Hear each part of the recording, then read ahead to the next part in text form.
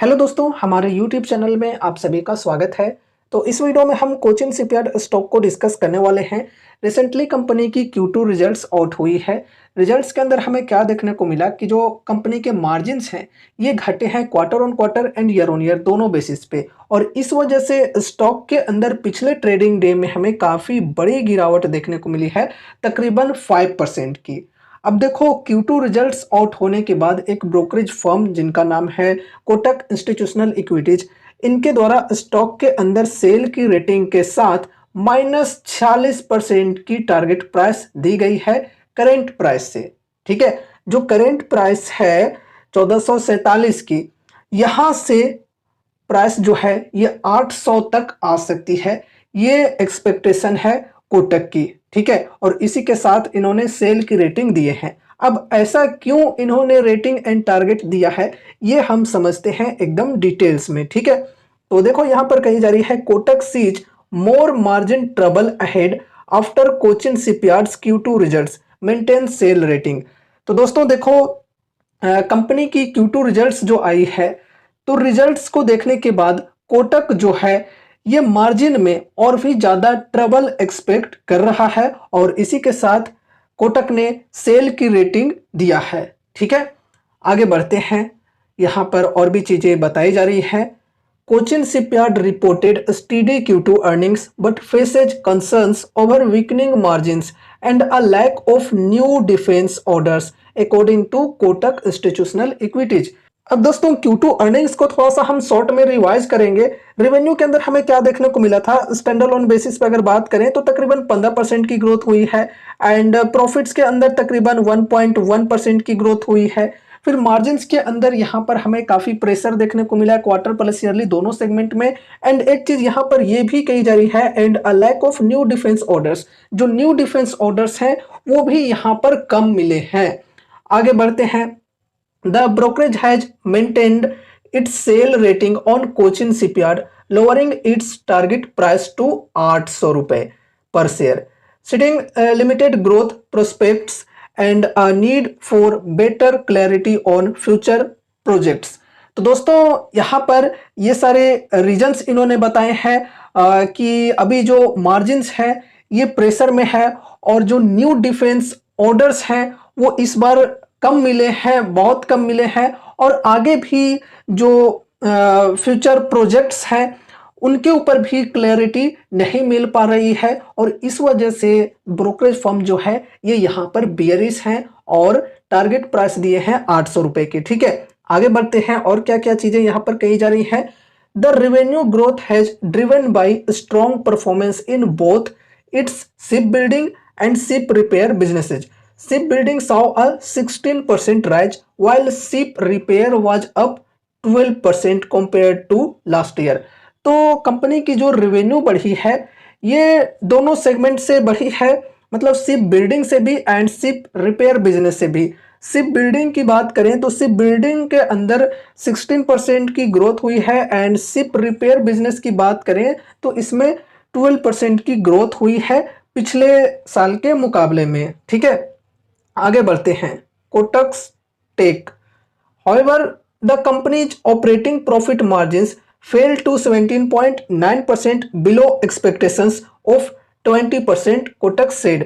तो यहाँ पर देखो कोटक की एक्सपेक्टेशन थी मार्जिन्स के अंदर कि 20% रह सकती है, लेकिन यहाँ पर आई है 17.9% की।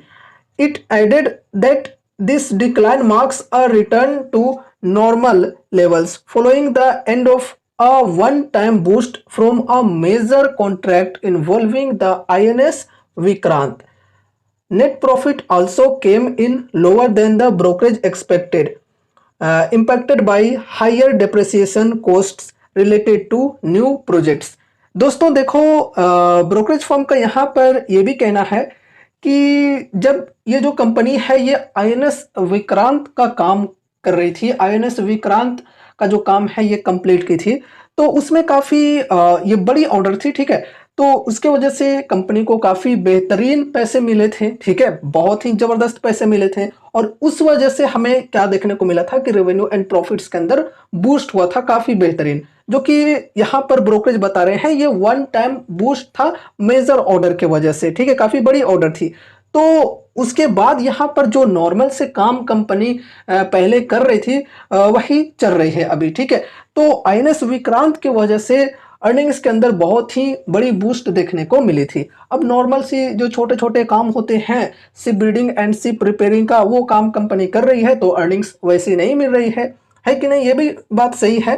एंड उसके बाद यहाँ पर ये भी कही जा रही है कि जो प्रॉफिट्स हैं वो भी ब्रोकरेज फर्म ने जो एक्सपेक्ट किया था उससे कम रहे हैं। एंड यहाँ पर बताई जा रही है impacted by higher depreciation cost related to new projects. तो न्यू प्रोजेक्ट्स के अंदर हायर डेप्रिसिएशन कॉस्ट के वजह से जो प्रॉफिट्स हैं ये भी घटे हैं कंपनी के, ठीक है। अब आगे बढ़ते हैं।